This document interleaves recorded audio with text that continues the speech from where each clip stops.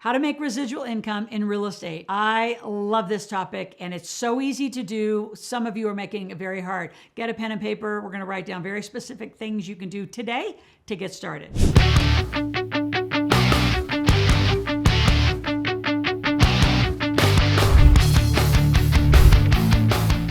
So the number one thing you have to do that a lot of people don't do, they emotionally get into real estate. I'm going to tell you, you got to run the numbers. And some of you say, well, that's obvious.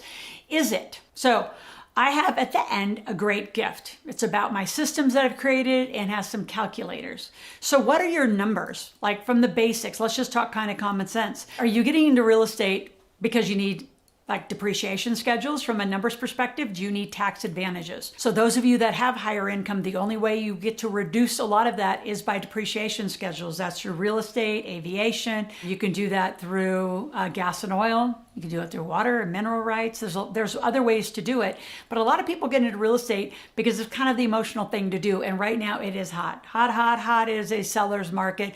And I'm going to call it a creative market. Like I'm having more fun in the creativity of this market and watching the buyers come to us because we're typically the builders. I'm building in Boise. Got a huge development there. And I am rehabbing and buying and selling apartments in the Midwest in a variety of states. So I have a lot of real estate and a lot of strategies in different places. But the number one thing is you got to run the numbers. Is do the numbers make sense based on what you want to do? Now, all that being said, let's back up just a little bit. And again, I said, why are you doing real estate? Is it emotional or do you really, want to get in it as a business or an investment? And those are two segments that I don't think enough people decide. Like if you're going to get into be in the business, to be in the business, it's full time.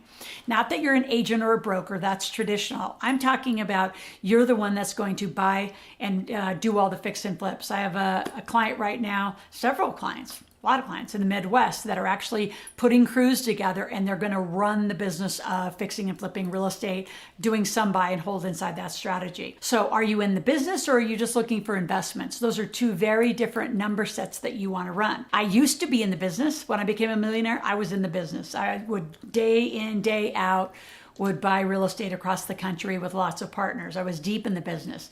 Thank God got out by 2008 was clearly out, and ever since really been an investor. So when I say I'm into a lot of different markets, I'm a partner, but I'm an investor. I'm not the one swinging hammers. I'm not the one running crews. I'm not there in the streets. So I think that's just something of a perspective that not enough people talk about is how do you want to be in this business or investments called real estate, and then run the numbers. Do you want cash flow or do you want appreciation? Obviously, if you're in business, you're going to need the cash flow because you got to pay your bills, you got to pay your subs, you got to pay employees, however you're going to set that up. But as an investment, there's a lot of opportunity zones. I'm going to speak to that because it's just such a golden ticket right now for a lot of people. But those are going to be big appreciation plays once the actual property is built, because a lot of projects are land in opportunity zones.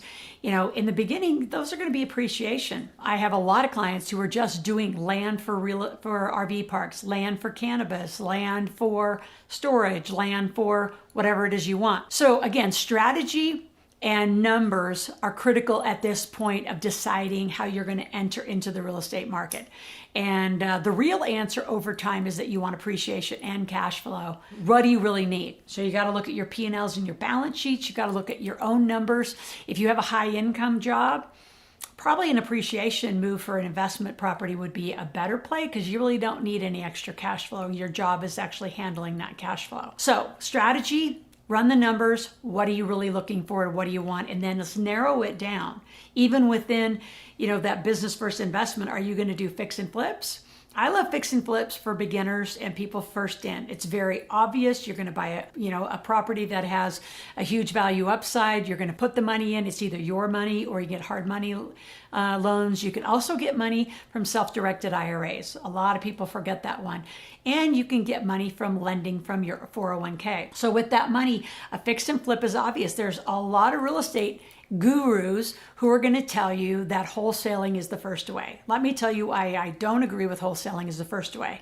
number one, you're a beginner. And so what wholesaling assumes is that you're going to find a property, right? You're going to find a seller, and then you're going to find a buyer, and you're going to magically have the skills and knowledge to put that transaction together at a title company and come to close on a day. More sophisticated people do it that actually have been in the industry. They can find buyers and sellers and put them together all day long and do that wholesale strategy. I don't see how that's a beginner strategy, but if you're liking it and you're going to do it, good luck. I like fixing, flipping, and if you have money, what I really like is you being the bank. I like you to stay in a debt position, meaning you're going to be the bank. Now, if you want to really get in farther, be the bank and be active. Like, go on site, see the projects, understand the analysis, really be in that whole environment of learning. I know that's when I became a millionaire in real estate. I was living in Sausalito, California, and I got pregnant with my son, and I got serious. I had 9 months to be a millionaire. So I was well on my way in other areas of the formula of becoming a millionaire, but not in the investing side. So I picked a mentor, paid him a bunch of money. He said, meet me in Oklahoma City, which then became my millionaire market. And he taught me how to structure deals, raise capital. I was very close to the projects. I was close to picking the supplies, the materials, the contractors, very, very close. So depends how you start.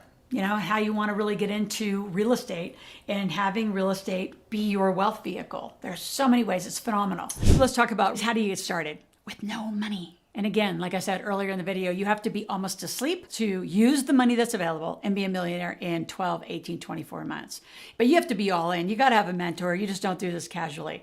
So where do you go find the money? Well, first of all, there's investment cards. Yep, they're going to come in the form of a credit card. I use the term investment cards. We make it up, by the way, because I think most people have such a weird association to credit cards. They're like, oh my God, I can't go into debt. Well, when I'm done with you, you might have $100, $200 million of debt. And it's good debt because we're going to leverage it against great real estate assets. When I can help you as a client, I always have to put that in there. I'm not going to help you get any of this kind of stuff, show you how to get funding without some mentoring. And then you end up broke because you have a new car and a big screen TV and say, oh, Loral got me this money and now I'm broke. No, you spent it wrong. So completely willing to help you. What you do is there's a whole application process. It's super simple. Might take about 2, 4, 6 weeks, depending on you and your credit and your ability to get paperwork done. And you apply up to 28, 29 banks that we have access to.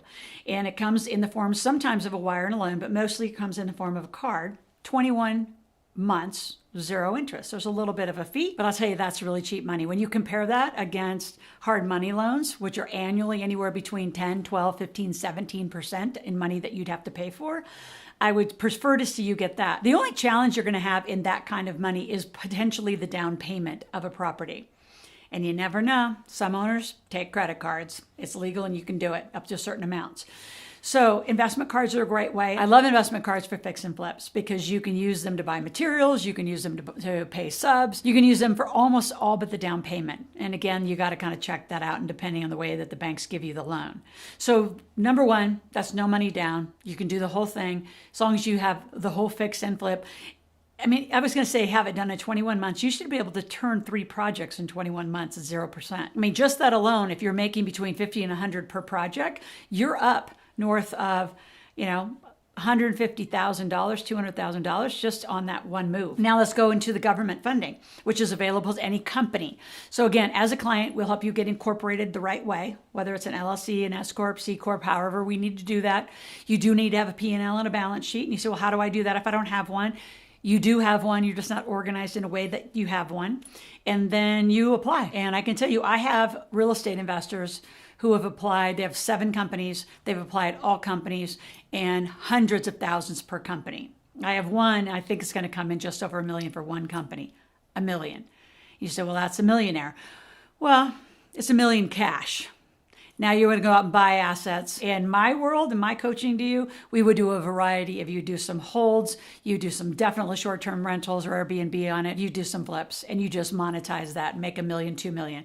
There's so many strategies to teach you. Go back into my YouTube channel. There's some EIDL loans, very specifically, crafted about what they are, what you need, the requirements, and go back there, get a little more education, call our office, and let us help you out. The big one that I always have to end with is OPM. which you can always go get other people's money, right? Hard money lenders, they're going to loan between, some of them you can find right now are 8, 9, 10. But if I'm your hard money lender, you're going to pay 12, 14, 15. And I know some who won't move off 16 and 17. So you can pay other people to have their money, and that's a lot more. Go for the government money or go for the investment card. So there's a lot of ways to do it. Let me help you. I want you to go to my blueprint below. Inside the description, I call it my Millionaire Maker Blueprint. And it's how I became a millionaire. Inside of there also are some, I'm going to say some testimonials, but some real conversations with some clients of mine who became multimillionaires. How they did it, what's their blueprint. They followed mine and they expanded into theirs. So click on the link and enjoy.